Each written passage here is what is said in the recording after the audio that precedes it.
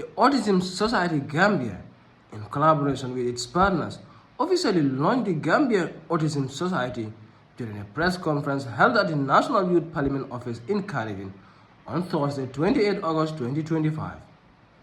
The launch marks a milestone in the country's effort to raise awareness and advocate for the rights of children living with autism. In his opening remark, Rod Harvey, chairperson of the association, highlighted the pressing need for increased awareness, noting that ignorance and stigma continue to contribute to the rise in autism cases. He expressed gratitude to the organization's stakeholders, describing the initiative as the beginning of a new journey. Harris further pledged that the Alliance would report back to its partners at the end of 3 years. Famous people like to say, every journey starts with one small step. And for us, this is our small step. And at the end of 3 years, when we've gone through the first phase, okay, we will have taken many steps. And we'll invite everybody back in 3 years' time to say, hey guys, this is where we've moved on to. Representing the Ministry of Health, Jerry Kaura, Program Manager for Vector Control, renewed the ministry's commitment to working hand in glove with the Alliance to support its objective. On behalf of the Permanent Secretary, Ministry of Health is ready, and we have structures everywhere. If you go to communities, like if the Gambia Autism Association want to expand, we have people everywhere, community structures, regional structures, that we can always refer you to work with them. Also speaking at the event, Pahawan Sawane of IFAC, Together for Autism Gambia, stressed that children living with autism are often undermined and discriminated against in society. He called for greater inclusion and understanding. One goal, and the goal is to provide a better environment, the best community environment for our kids that are coming up. Our goals are all the same. Gas M.M. Jara, founder of Autism Society, outlined the group's vision of establishing a renowned autism center in the Gambia where every citizen can access support from assessment to diagnosis. She also laid out both short and long-term goals aimed at strengthening advocacy and care.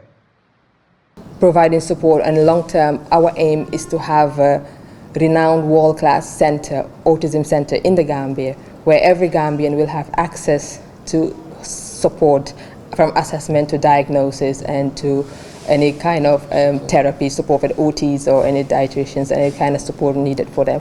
And when it comes to giving out necessary information for parents as well, because that's key. Once people start seeing the signs and symptoms, it's very difficult for some families to identify what it is. Our societies, we relate them to all kind of things, gene, rapla, ginela, li aklele.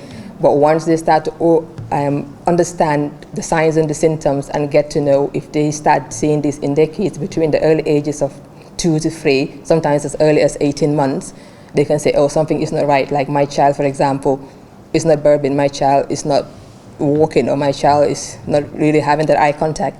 They can probably just straight away go to an autism center and say, this is what's happening. And from there, we'll start the assessment, because the assessment is not something that's just one level layer thing. It starts from, it's like different layers. You start from the home, then you go to the schools, and then you go to the professionals, and then, you know, it's a layer, it's like kind of thing. So when it comes to long-term, that's our long-term aim. And we've all agreed as partners when we had the conversation, that's our aim, to make sure autism advocacy, awareness and acceptance is reached far and wide in the Gambia.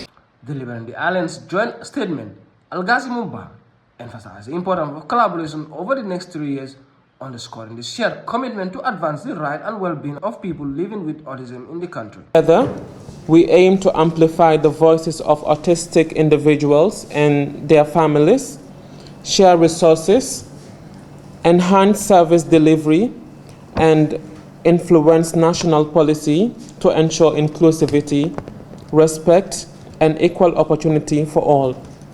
We believe in the power of unity and collective action.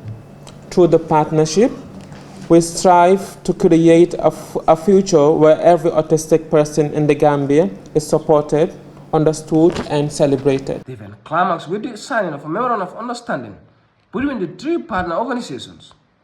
The MOU serves as a roadmap for the next 3 years, guiding their collective effort to raise awareness, fight discrimination, and create a more enlightened society for all Gambians living with autism. For TFN News, I am Aliu Jallo.